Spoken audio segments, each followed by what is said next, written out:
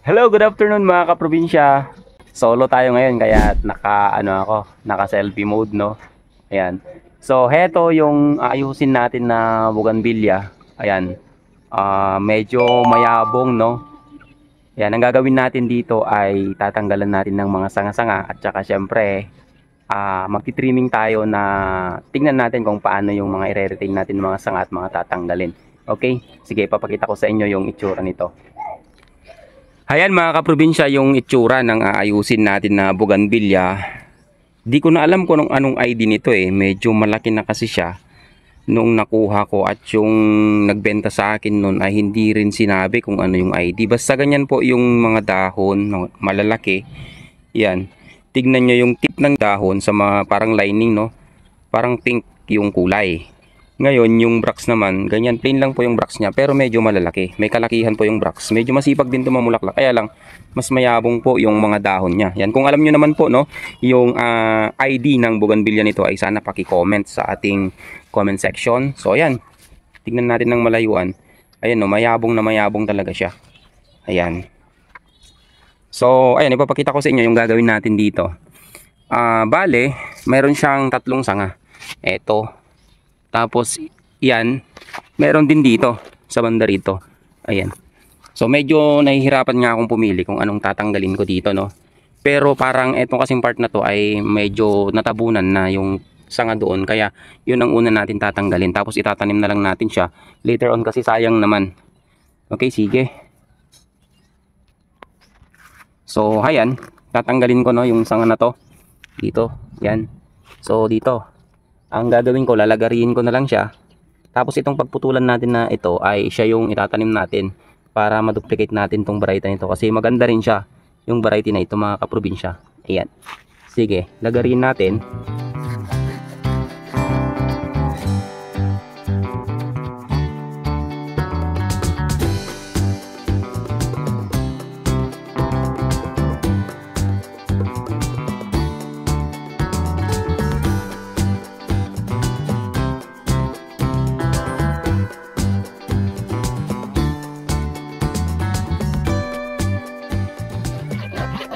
So ayan, natatanggal na siya.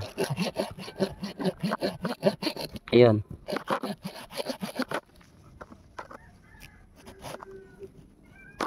Yan. So ganyan na yung itsura niya, medyo na maaliwalas na. So tignan mo. So heto, tignan niyo yung tinanggal natin. Malaki din, oh, yan. Napakayabong, marami masyado yung mga sanga. Sige, bali yan, no, yung natira na parte, layuan natin para makita ninyo. Yan. So ayan po. Ganyan. Yan, ang pangit kasi ng bougainvillea pagka hindi natin naaayos. Kaya ito, sakripisyo na lang muna natin yung mga lumabas na mga bracts. Kailangan natin muna siyang ayusin. Tapos pakita ko sa inyo later on kapag ito ay namulaklak ulit. Mas maganda yung itsura. Okay? So, ang una na kailangan natin na tandaan dito ay itong mga nasa loob. Ito po siya, no? Ayan, ang una natin tatanggalin ay yung mga nasa loob. Yan, yung mga nandito. Yan, kailangan tanggalin natin na yung mga yan kasi wala rin silang silbi. Hindi rin to namumulaklak kasi nga nalililiman. So, ang iiwan lang natin yung talagang hindi siya nalililiman, ano? Ayan, okay. Umpisan natin siya dito sa pinakababa. Tanggalin lahat natin yung mga sanga na hindi na nasisikatan ng araw.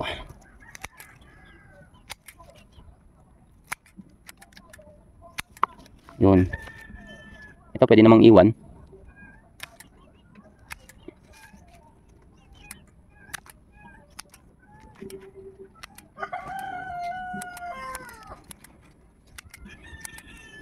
So ayun, pwedeng iwan yun kung mamarapatin.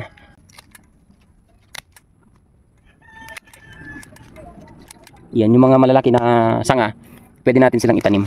So itatanim na lang natin yung mga yun. So ito, tanggalin ko na rin, bye. Ayun.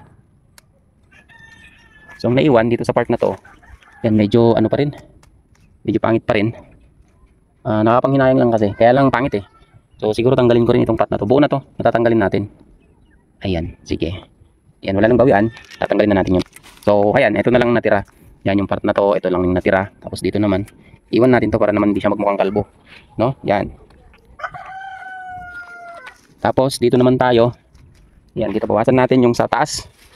Kasi masyado na rin siyang madami. So tatanggalin na lang natin dito.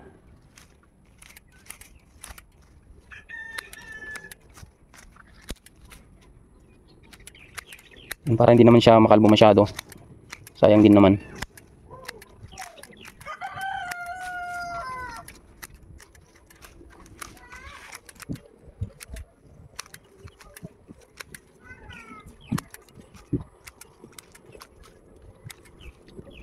Yan.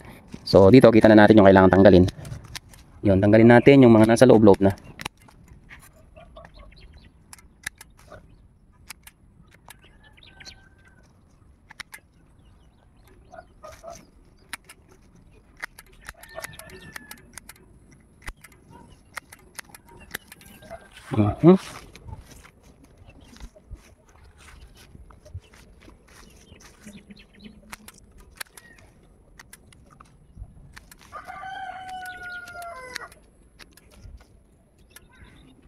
Yun. So tapos na tayo dito sa part na to. Ngayon dito naman sa part na to. Yan. Pantay lang din natin siya. So tanggalin ko na yung buong dito sa part 10. Yan. Tatanggalin na yan, buo yan. So yan na lang po ang natitira. Huwag kayong manginayang natanggalan yung mga bougainvillea na ganito na kayabong kasi hindi rin maganda. Yun yung mga nasa loob. Tanggalin yun, yung mga malilit na yan.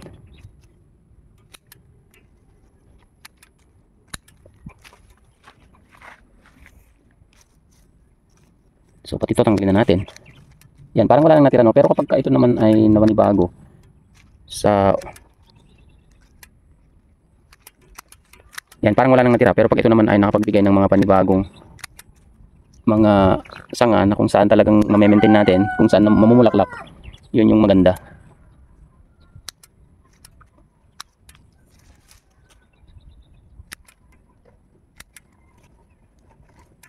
Yan.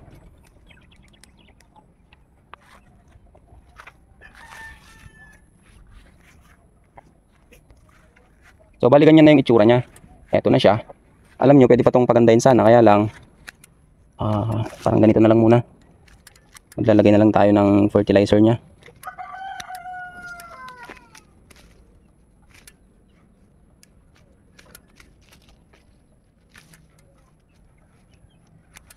So ayan. Ayan, buhatin natin dito na para makita nyo yung kinalabasan. So yun. Yan. So, ito na lang yung natira dun sa trinim natin. Yan, ganyan na lang yung natira.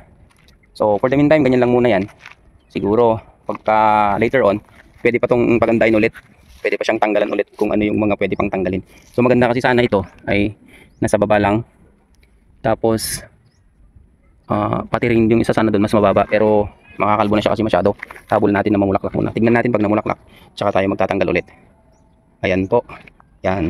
Ngayon, yung pinagputulan natin na medyo malaki, tsaka matured na sanga, tatanim natin, no? Kaya ang gagawin natin ay ayusin natin, tanggalin na lang natin tong mga sanga niya.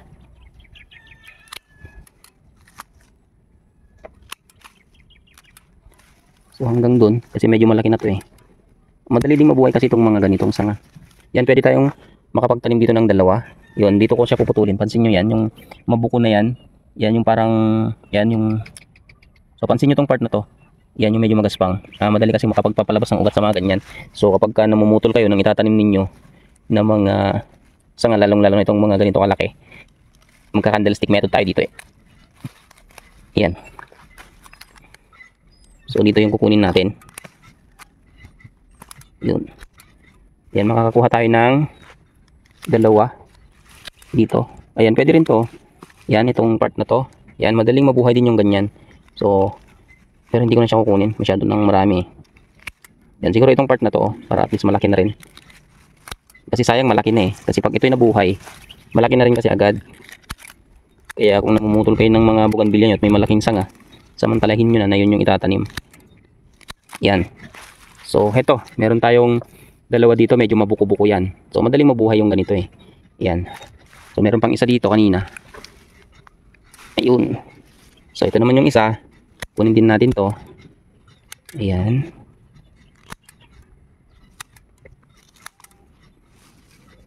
Yun, putulin ko na siya dito.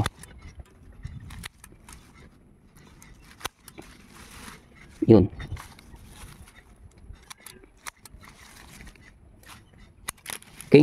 So meron tayong tatlo na pantanim, no? Mula dito sa variety nito. Kaya gagawin natin, ibababad ko muna ito ng rooting hormone. Bukas ko na itanim, mga pwede na yung 12 hours na nakababad, tsaka natin siya itatanim. Okay? Ayan, ibabad na natin sila, no? Ito, ayan. So ito yung gamit natin na rooting powder. Kita ko sa inyo. Ito, ayan, yung itsura niya. So nabili ko to sa Shopee. Nasubukan ko naman na siyang gamitin, kaya bukas na yan. Okay naman, effective naman siya. So ayan, ang pangalan niya ay Root. So Root Belkeshi. So ayan, medyo Chinese kasi. Quick Grow Root Powder. Pero okay naman siya, nagamit ko na. So lalagyan lang natin ng konti. So ayan, kung meron kayong teaspoon, sukatin nyo na lang ng teaspoon. Ayun. So since medyo matagal, kung ibababad to mga 12 hours, no? Tanim natin to kinabukasan. So ayan. Dito lang muna to. Ayan yung ano lang ang ibababad natin, yung sa baba. Okay? Okay mga kaprobinsya, maraming salamat. Hanggang dun lang muna yung video natin. Itutuloy ko to, lalagyan ko ng mga pambabulaklak ng mga fertilizer. Tapos ipapakita ko rin kung paano siya lalagyan. So antabayanan nyo na lang po yung susunod natin gagawin dito sa bougainvillea natin ito. So please po, yung mga nakakalam po ng ID, pakitulungan naman po ako na malaman, no, kung anong ID ng bougainvillea na ito. Maraming salamat at see you again sa aking mga next videos.